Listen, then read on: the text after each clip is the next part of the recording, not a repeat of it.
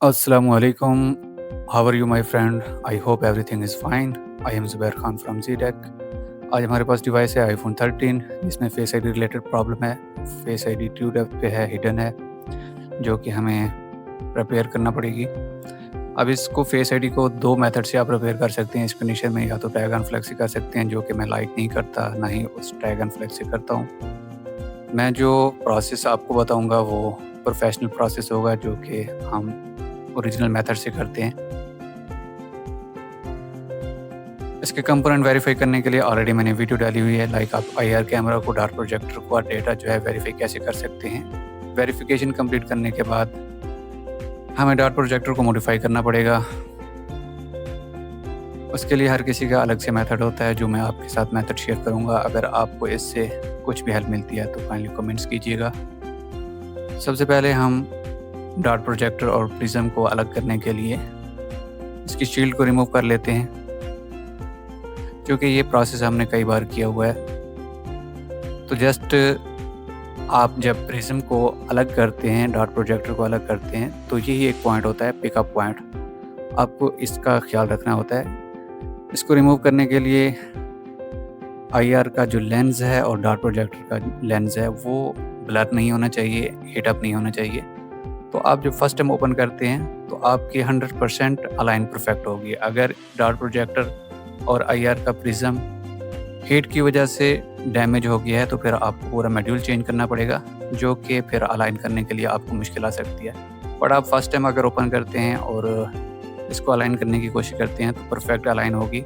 दूसरा ये ख्याल रखिए कि जो गम है, ब्लैक गम, वो अगर कुछ आपके मॉड्यूल के ऊपर रह जाती है और कुछ नीचे रह जाती है तो कोई इशू नहीं है, उसको रिमूव करने की ज़रूरत नहीं है। हम सबसे पहले एलबी से इसका डेटा रीड कर लेते हैं, जो कि मैं एलबी की डिवाइस यूज़ करता हूं और एलबी से ही फेस आईडी रिपेयर करता हूं। 14 सीरीज़, 16 सीरीज़, 13 सीरीज़, जो कि बहुत आसान मेथड है। डेटा रीड करने के बाद हम एलबी का आईसी लगाएंगे। पहले हम इसको रिपेयर करते थे वो डिफरेंट मेथड से, फ्लेक्स भी लगाते थे, केबल भी लगाते थे। अब चूँकि हमने आईसी लगा लिया है तो डेटा हम राइट कर लेते हैं इसके अंदर। जो कि मोस्ट इम्पोर्टेंट होता है, डेटा आपका मैच होना चाहिए।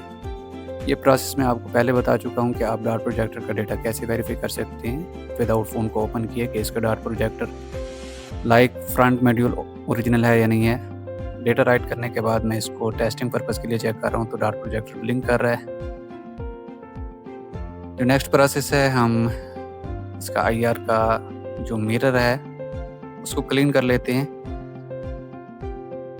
उसके बाद जो मोस्ट इम्पोर्टेंट है वो है अलाइन करना। जब आप फर्स्ट टाइम ओपन करते हैं और डार्ट प्रोजेक्टर का और आईआर का प्रिज्म डैमेज नहीं होता या हीट अप नहीं होता तो फर्स्ट टाइम आप अलाइन कर सकते हैं। जब आप अलाइन करेंगे तो आपको खुद फील होगा कि अलाइनमेंट परफेक्ट हो गई है। तो मुझे यहाँ पे कुछ भी चेकिंग करने की ज़रूरत नहीं है, 3D पे फेस स्कैन करने की ज़रूरत नहीं है, क्योंकि मुझे पता है कि ये अलाइनमेंट परफेक्ट होगी।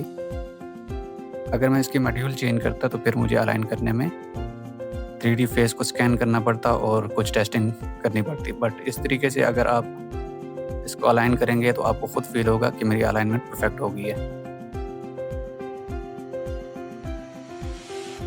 अलाइनमेंट परफेक्ट करने के बाद हम इसको फटाफट क्लीन कर लेते हैं।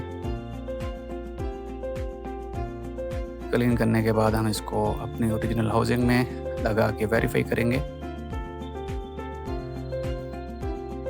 जो कि 100% परफेक्ट कंडीशन में फेस आईडी चलेगी, जो कि हमें पता होता है कि इसकी अलाइनमेंट परफेक्ट हो गई है।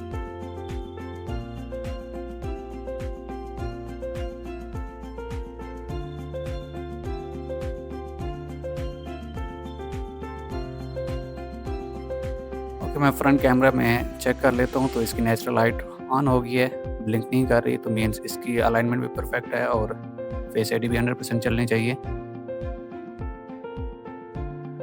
फेस आईडी परफेक्ट तरीके से चल रही है। Thank you very much for watching. इस तरीके से इंटरेस्टिंग वीडियो देखने के लिए हमारे पेज को लाइक कर दें, फॉलो कर दें। अल्लाह हाफिज़।